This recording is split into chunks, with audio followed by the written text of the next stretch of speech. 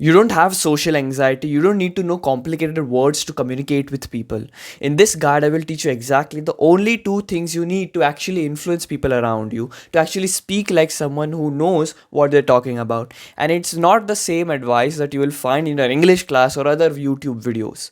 This is specifically for the people who want to learn how to speak and influence other people around them. I'm walking on the footpath, okay?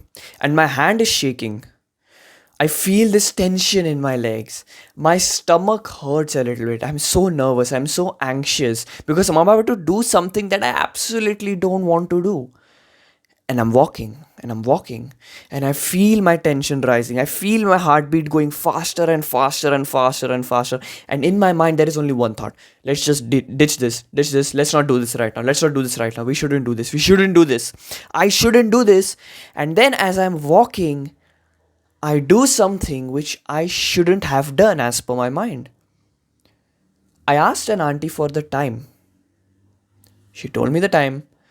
She walked away. Then I was walking away. And then I slowly reached into my pocket and removed my watch to check if the time was right. I wore the watch and I went to my class. This was 2 years ago. I had so much social anxiety back then that even asking for the time was so scary for me. And it was at that point when I realized that you just need to have some balls to speak up. That is all you need. You just need to have some balls to actually articulate your own opinions. And the two things that are going to absolutely change it for you is confidence and storytelling. And I will teach you exactly how to tell a story. Okay, I will teach it exactly. But first thing, let's just cover confidence because I think it's a very important factor in your own speaking or anything that you want to do. The confidence that you have in your speaking skills will actually pour into other aspects of your life. It doesn't matter what you do, it doesn't matter what you want to do. If you can speak properly, if you can speak concisely, if you can speak like someone who knows what they're talking about, you'll be able to get so much confidence in yourself that you know, okay, I know exactly how to speak, I know exactly how to articulate my thoughts. You will see the confidence in every aspect of your life. Confidence is the ability to look at a situation and know that you can dominate it completely. So, after this video, I want you to feel the same way that you can literally speak to anyone, whether that be a friend, your crush, whatever, whoever you want to talk to. You can speak to them and actually influence them and actually be likable by people. And the way we're going to do that is through storytelling. Storytelling is the art of showcasing change and not telling the story. This is the most common misconception people have. People think that, oh wow, he's doing storytelling, that means he's telling a story. No. Storytelling is not about telling a story. Storytelling is about showcasing a change. And most people will constantly talk about their boring stories like, oh, I actually went to Mahabaleshwar and I was super happy at that. Nobody cares. Nobody cares about your vacation trip. You need to be able to tell stories that are not boring because that's just how it is. That's just what people like to listen to. And this is where people go wrong because they will tell boring stories and expect people to listen to you. Obviously, people won't listen to you. Now, obviously, you can tell boring stories in a way that actually people listen to you, but inherently, it will be very, very hard for anyone to listen to a boring story. So, let's just not tell any boring stories, okay? We want to craft a story that will showcase the change, the emotion that you felt at that very moment. We want to showcase that change and we want the viewer to feel that emotion. So I started this video off with a story about my social anxiety, and you probably felt it, didn't you? You could probably imagine how it was in your own mind, right? You can probably imagine that. Why do you think that is? Maybe you have experienced the same thing. That is why you're still watching this video. Why do you think that is? Because I showcased the change that I felt at that very moment. I showcased what emotion I was feeling at that very moment, and you felt it too. And that is what great storytelling does. And I'm by no means a great storyteller, right? I'm not great at all. I'm super stupid in this sense, but I'm pretty decent than the average person. So storytelling is not about telling like the details of the story, like, okay, I went there, okay, this happened, blah blah blah. It is all about showcasing a change. So let me ask you a question. What do you think the plot of PK was? What do you think the story of PK, that naked Amazon, the naked Amir Khan wala movie? What do you think the plot of that movie or the story of that movie was? It was not about an alien finding his little locket so that he could go back to his home. It was about a person who finds love in a place he is not welcomed. That is deep, right? That is something people will experience, that is something people might have experienced, and that is something that people might even relate to, right? But nobody is going to go and watch a video about how a guy finds love in a place he's not welcome to, right? Nobody cares. So that is why it was masked in the plot of PK. You pick any sort of movie, there is always a change that they're trying to make you feel. It is always a change that they're trying to showcase, but they just do it in a way that actually is attractive to people. So we want to do the same thing, but we're not making movies, we're telling stories to people. And so this is exactly how you tell a story. The first step is to pick an event that had a significant impact in your life. Now, the reason why I say that is because you have a lot of stories in your day-to-day life, and you might think like, oh, my life is so boring, I don't really have any stories, but you actually do. So firstly, pick an event in your life that has a lot of significance in for you. So there are a lot of things that actually occur in our day-to-day life and in our life in general, but there are some standout events that really stand out to us, right? So for me, the social anxiety situation was the one that stood out to me. So there are events in your life, sort of like patches. These are like the significant parts of your life. Now you want to just pick a story. If you're telling someone a story, you just pick an event in your mind. Okay, I want to talk about this.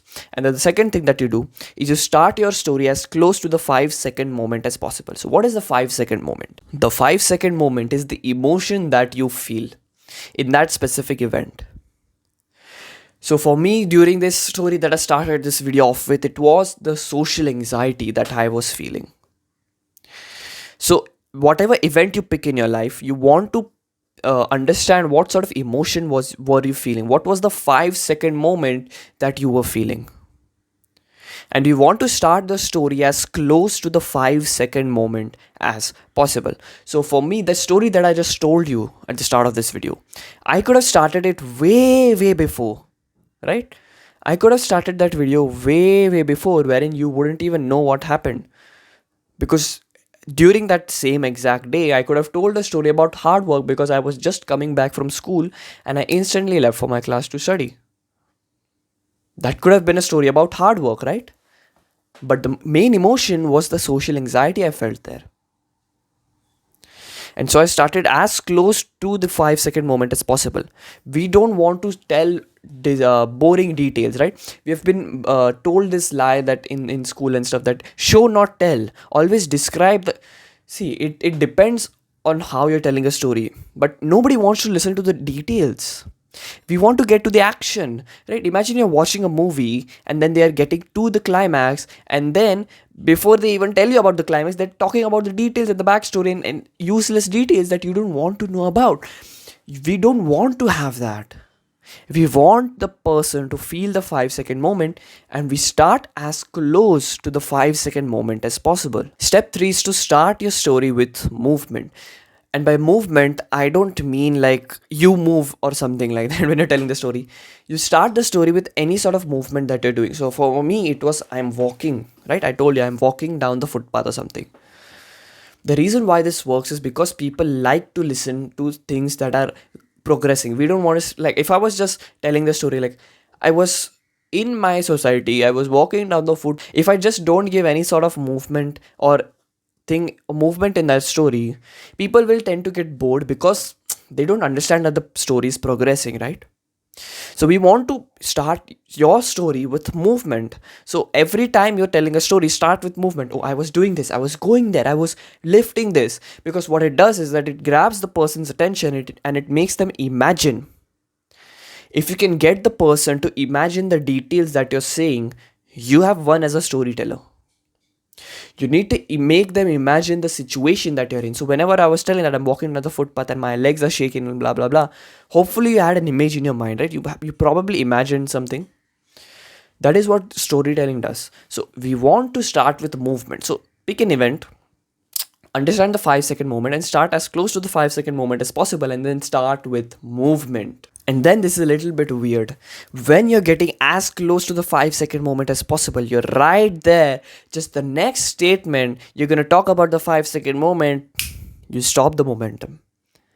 You stop the momentum just a little bit and raise the stakes of the person. So if you're telling this story, Okay, and then you're reaching the 5 second moment, and I was experiencing, I was good. You reach the 5 second moment, it's right there, and your person's attention is rising. You just stop the story for a second, and you start giving details about the situation or something, just for a few minutes, right? Or just for like a short span of time. If you don't want to distract the person, a short span of time, you just give a little bit of details, and then you reveal the 5 second moment. What this does is that it makes the person like feel, what is that 5 second moment, I want to know. And whenever you're stopping the momentum of the story, you want to give details. So in the story that I told you, right, I was talking about how I was feeling, and then I was getting to the main, like the thing, right, talking to that auntie. And then I was literally describing everything I was feeling. My heart is pounding, blah, blah, blah, blah. And then I asked her. So I was able to grab your attention and lift the expectation for a few seconds more, so that the impact of the 5 second moment is even greater. This is what we want to do. We want to raise the expectations and then make them feel the need to know about that 5 second moment. And then you reveal the 5 second moment. And the fifth thing that you can do is use stakes to increase the complexity or increase the impact of the story. I don't mean the app by like the gambling app stakes. Stakes are essentially things that will increase the suspense in your story. Okay. Now, one of the stakes that you can use is, I think it's called the hourglass. The hourglass method. So what you want to do is that you want to twist everything that the person is talking about. You want to twist the expectations. So when you're telling a story, let's just say there is a very weird outcome, right?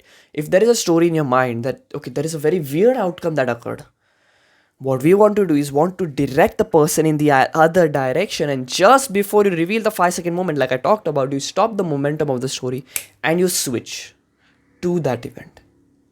It works like wonders, by the way, because now the person is expecting, they're listening to the story and they're, wow, okay, I understand this. And then they're like, okay, he's feeling this. And then what? This thing happened. It makes a great storytelling experience.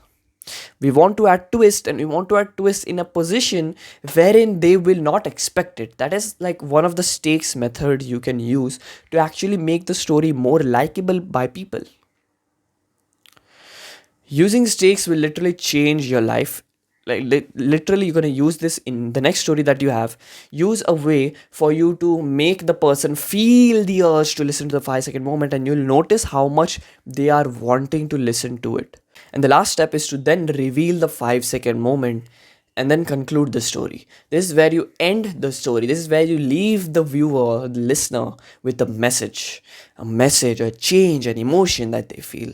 So I'll tell you a story right now, and I want you to comment down in the comment section with timestamps what parts of the story did you find out.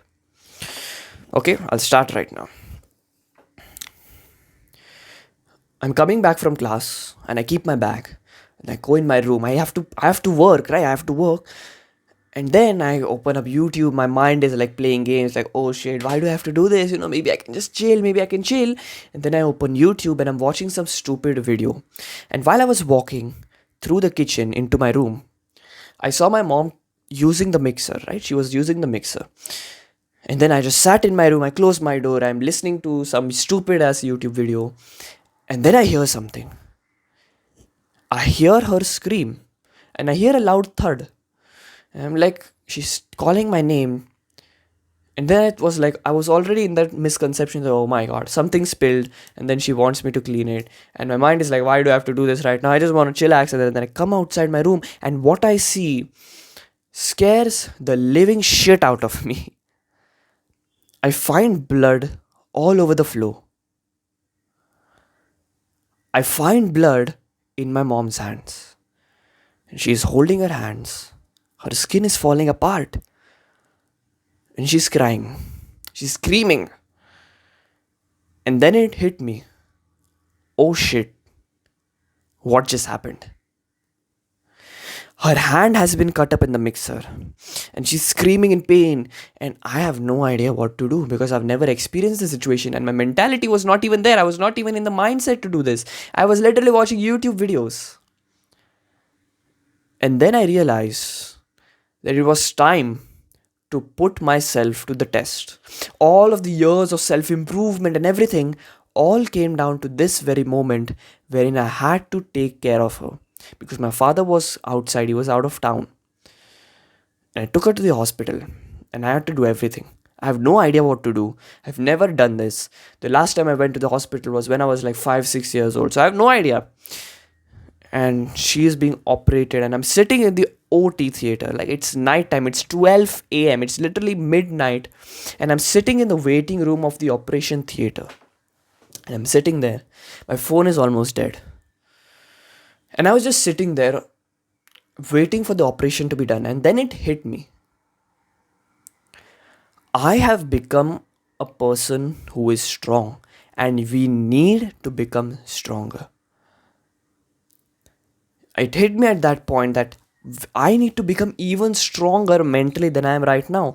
It was because of the fact that I was on self improvement. I was improving myself and my mind and my mentality for the last few years that I was able to deal with this situation. If I wouldn't have, I don't know what I would do. This is the 5-second moment that I wanted to convey. Let me know in the comments how you found this out and how you actually felt. You can talk to me, first link in the description. Also subscribe while you're at there. Don't sacrifice your future self for the pleasure today. Peace.